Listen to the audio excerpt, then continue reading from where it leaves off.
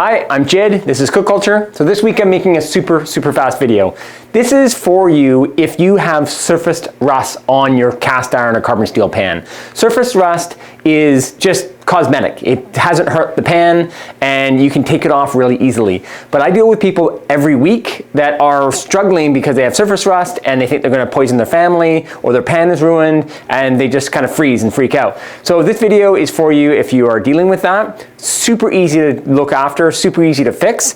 I've used Cook Culture seasoning paste with this video, but you can also use canola or grapeseed, works well. I don't find for what I'm doing to this pan in this video that any sort of animal fat works very well. Really, a seed oil is ideal for this method. So I hope this little video helps you. Any questions, any comments, please throw them below. Thanks so much. Okay, here's the rusty pan. And we're using Barkeeper's Friend and chainmail. Chainmail works really well for doing any sort of reasonably hard work on iron cookware. So get the pan wet, get the Barkeepers on, and then we just want to put in a decent amount of elbow grease. The pan doesn't need to be hot, the water doesn't need to be hot.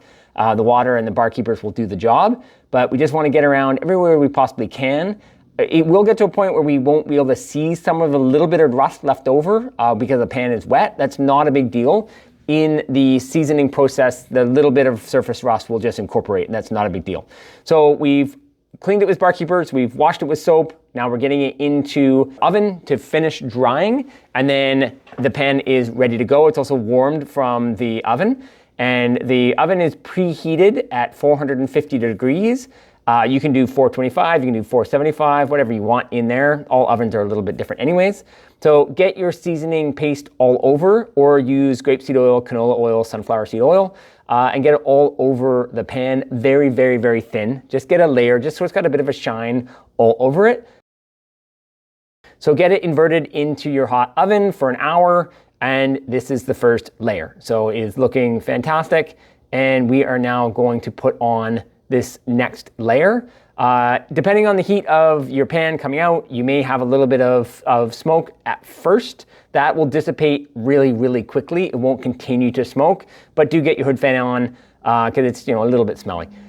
So get it all over every little nook and cranny you possibly can. Get that over. I love using a rag and not a paper towel for this. Paper towels get shredded by this job, so do use a lint-free rag. It works very well.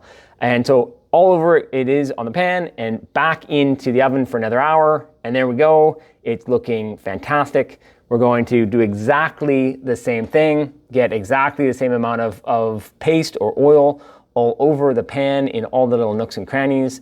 And then we're going to get that back in and do that again. So this is 2 times in the oven. So that's it. Here's the pan. It's looking absolutely fantastic. It looks as good as new, and the customer is going to be off and cooking.